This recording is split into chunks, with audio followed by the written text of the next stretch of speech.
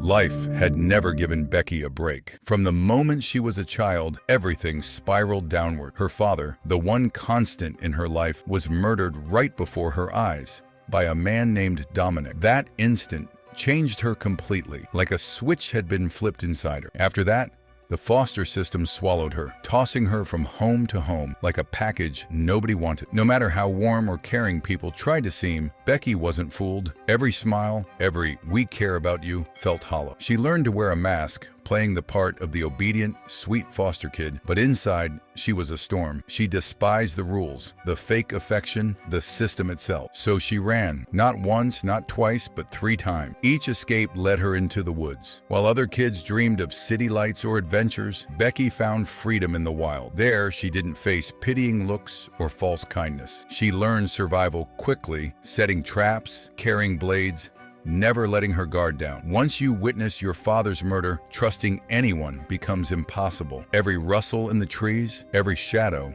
was potential danger, but that constant alertness kept her alive. After a year of living off the land, Becky met Elena, an older woman who most avoided for her blunt, no-nonsense demeanor. Becky wasn't looking for motherly warmth, and Elena didn't pretend to offer it. They coexisted. No drama, no expectations, just survival and quiet. For Becky, that was peace, the closest she had ever known. Yet peace didn't pay bills. Reluctantly, Becky took a waitressing job at a local diner. Daily life tested her patience. Complaints about coffee, demanding customers, teens leaving messes and no tips. She played along, forcing smiles while resisting the urge to lash out. One regular, a grumpy old man, complained that his toast should come from imported wood. In her mind, Becky imagined flipping the table and leaving laughing. On the outside, she just gritted her teeth and carried on. At home, Becky and Elena's conversations weren't ordinary. No small talk or cheerful chatter. They discussed life's unfairness, pain, and the violent night 2 years prior when Becky had taken down Dominic and 3 of his men. Elena sometimes looked at her differently, considering whether Becky was more dangerous than she realized. "Ever think you might be a psycho?" she asked once. Becky shrugged, calm as ever. "I did what I had to. It wasn't crazy. It was payback, justice." Then one night, news came of a group called the Noblemen. The name sounded classy, but they were nothing but thugs. The authorities couldn't pin anything major on them, but everyone knew they were dangerous. Becky listened closely. Something about them felt ominous, like a storm approaching. The next day, that storm entered her diner. Anthony, DJ, and Sean. DJ was the loud, creepy type, tossing disgusting lines at Becky. Anthony, the leader, barked orders like she was beneath him. Sean was quiet, uneasy, but followed along. Becky's patience snapped. No smiles this time. She spilled coffee onto Anthony's lap, accidentally, but perfectly timed. Rage colored his face, yet Becky didn't flinch. Later outside, DJ mocked Anthony's burnt pants. Anthony's pride was stung, and he wasn't the forgiving type. Revenge already simmered in his mind. That night, as Becky tried to relax, she noticed a strange symbol scratched into a surface, an old lock design tied to Dominic's crew. Danger screamed at her instincts, but before she could act, Anthony and his men burst in. DJ struck Becky's dog, Diego, with a bat. Blood boiled in her veins, but they outnumbered her. Sean looked hesitant, uncomfortable, pushed into violence by DJ. Then Elena stormed in, shotgun raised. For a moment, hope flickered, but Anthony was faster. He fired. Elena fell lifeless. Becky screamed, rushing toward her, but a blow to the head knocked her out. When she awoke, the house was quiet, too quiet. Diego was gone, Elena dead. Becky buried Elena deep in the woods herself, a brutal, necessary task. Her rage reignited. First her father, now Elena. She wouldn't let the noblemen get away. She painted her nails, not for vanity, but like war paint, sharpened her blades, and prepared for vengeance. Anthony had mentioned someone named Daryl. That was her lead. She found him near a lake, unaware Anthony and his crew were already there. Sean hesitated,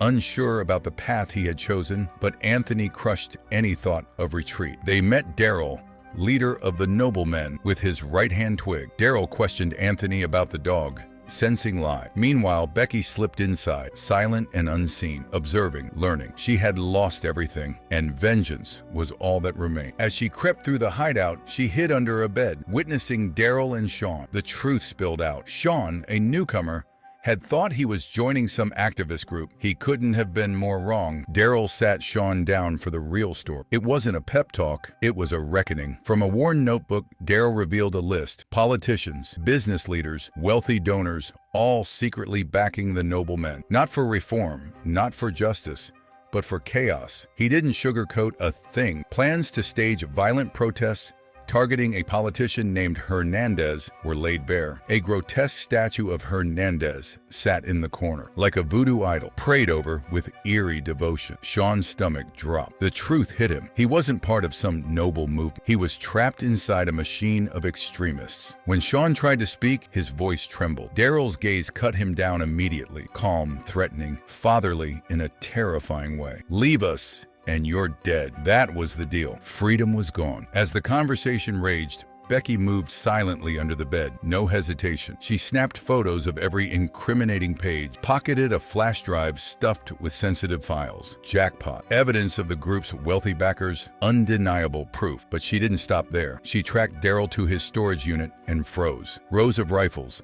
boxes of gas masks, explosives stacked like groceries. This wasn't a gang, it was an army, gearing up for war, targeting City Hall. Back at the house, Daryl and his crew toasted to their cause. A knock interrupted. On the porch lay Becky's phone, a silent warning. DJ went pale. Anthony panicked. Sean froze. Eventually, Anthony cracked, admitting they'd killed Elena and taken Diego. He tried to smooth it over, proposing a fake peace meeting. Becky wasn't fooled. Hidden in the woods, she watched. Anthony stepped into her trap, a massive hole dug with heavy machinery. He landed hard. Becky didn't finish him immediately. She tied him up, gagged him, and rigged a contraption that would fire if anyone opened Daryl's front door. When Daryl eventually stepped out, bang, the trap fired. Anthony's time was up. Sean finally snapped, begging to leave the madness. Daryl didn't allow weakness. Brutally, he beat Sean until he stopped moving. Another casualty of the noblemen. DJ, wide-eyed, realized he was now chained to Daryl's will. Twig, Daryl's loyal muscle, stepped outside, weapon ready, trying to hunt Becky down. That's when she struck. Calm and commanding, she called Daryl, announcing she had the flash drive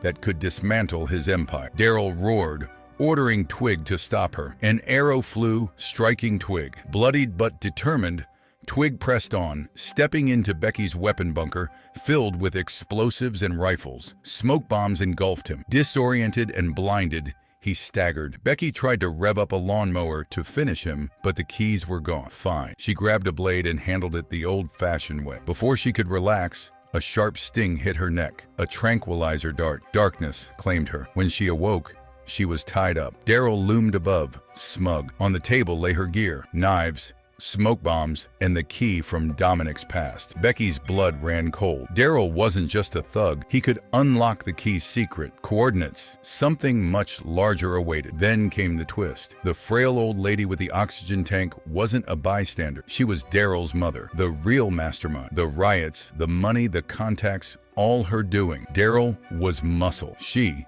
was the brain. Becky refused to hand over the flash drive, but when Daryl threatened Diego, she hesitated. That dog was her last piece of family. Daryl, thinking he'd won, loosened her restraints. Wrong move. Becky lunged. She sprayed chemicals into Daryl's face, blinding him, then drove a knife into his mother. Daryl screamed, charging after her into the forest. But the forest was Becky's turf. She guided him straight into a concealed snare, sharpened spikes waiting. Within seconds, the leader of the noblemen was finished. The aftermath wasn't over. Becky found herself in a stark interrogation room, facing Agent Mary, a government official who had been watching from the shadows. Mary explained that the flash drive contained proof of public officials secretly funding the noblemen. Becky had exposed a massive corruption network, but Mary didn't scold her. Instead, she made an offer that sounded insane. Join the CIA, the angry foster kid who had survived the woods, now their youngest recruit ever. Becky's first assignment? Hunt down DJ, the coward who had slipped away, and uncover the deeper mystery behind Dominic's key. It didn't take long. DJ was stranded on the roadside, cursing at a broken-down car. Becky appeared, sleek, in CIA gear. For a split second, he thought he might talk his way out. Then he saw the bazooka she carried. She smiled, fired, and DJ's car exploded in a massive fireball. Becky smirked. One chapter closed. One thunderous boom, and justice, her justice, had been served. End the movie. If you enjoyed this video, be sure to check out our other recaps and subscribe for more content. And leave comment below. Thanks for watching, and we'll see you in the next video.